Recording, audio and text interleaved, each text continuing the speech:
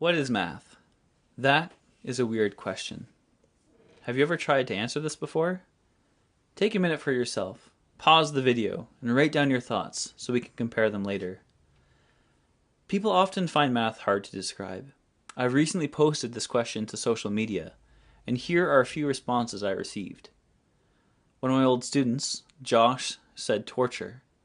Kristen, an old friend, said an anxiety inducer. Elena said numbers and formula, while Nathan said counting. Do any of these answers match your own response? They all seem to be correct. As it turns out, a lot of these answers can be grouped together into different schools of thought. This video is exploring the answer to this question. One possible answer is that math is another Platonic form. Plato, an ancient Greek philosopher, had a philosophy that gave a framework for being. Plato's allegory of the cave expressed the idea that we live in a world of shadows dancing across a cave wall. The real world, the world of ideas, exists outside the cave. This world of ideas is where the true form of everything exists. Some sort of existential blueprint. The things in our world are just imperfect copies of an ideal. What does this even mean? Consider a chair. What makes a chair a chair? Is it 4 legs? Is it having a backrest? Or maybe think of it this way. How much can we strip away from an object and have it still considered as a chair? Does a rock count? A pile of textbooks? Intuitively, we think yes. Perhaps chairness depends on the function of the object as well as its form.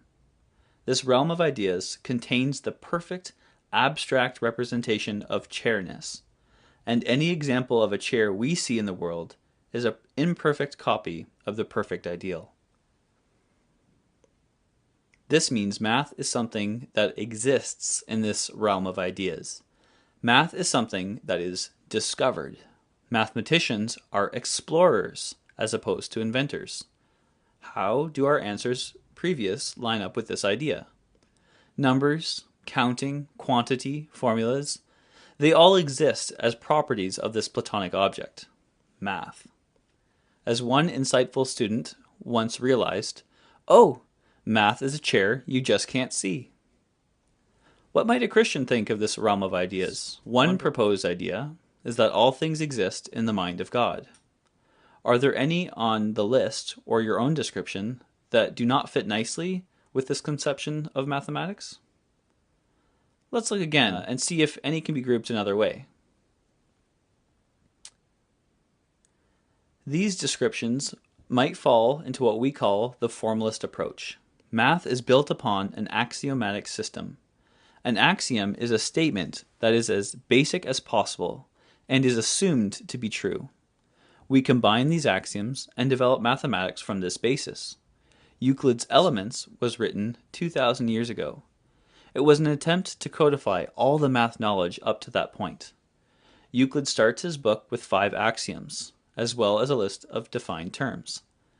Though the work as a whole has some implicit assumptions that should have been proven, it is still the basis of math taught in schools today. Let's work through some definitions and axioms so you get an idea. A point is that which has no part, something that cannot be divided into anything smaller. A line is breadthless length, can also be thought of as a continuous succession of points. Let's look at the postulates. A straight line segment can be drawn joining any 2 points. Any straight line segment can be extended indefinitely to form a straight line. Given any line segment, a circle can be drawn using the segment as the radius with one end as the center. All right angles are congruent. And finally, if a straight line falling on 2 lines makes the interior angles on the same side less than that of 2 right angles, then 2 straight lines, if produced indefinitely, meet on that side, on which are the angles less than the 2 right angles. These are terms that you are familiar with, such as point and line, and they have been incredibly useful. Everything from carpentry to engineering works well within this system.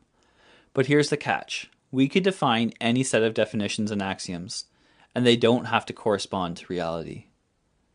Math is, therefore, a set of rules that only need to work together and be self-consistent. If there happens to be utility and applications to the real world, that's just a nice side benefit. Math is pure and devoid of purpose. It's a game that mathematicians develop by following the rules of logic. We talked about math as a Platonic form, existing independent of human thought. We talked about the formalist approach, math as a creative human endeavor, something that is created through definitions and logic. We can summarize the question, what is math, with another question. Is math invented or discovered? A Platonic view would mean math is discovered. A formalist view would mean math is invented. Often math is leading the sciences. Some abstract idea will be formulated without any basis in reality. Black holes, game theory, and Boolean logic are some examples.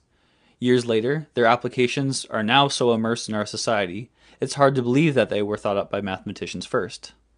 Here, mathematics precedes the sciences.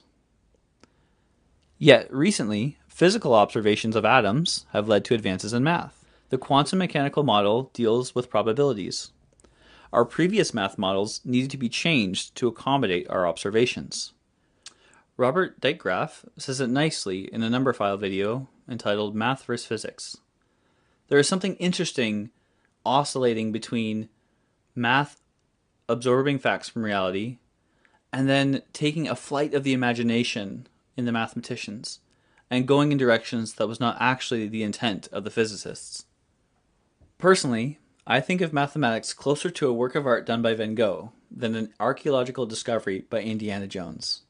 Mathematics strikes me as a creative endeavor, despite how it's been presented throughout school.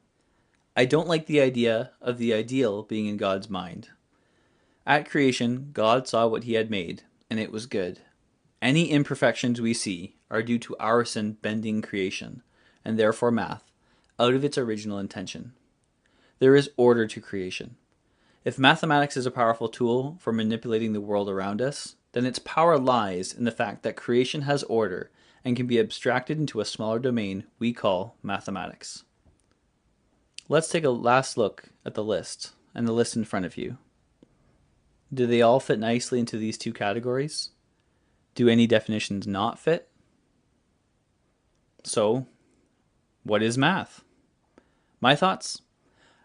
I think of this question as a continuum, not a dichotomy. Math falls somewhere between the two.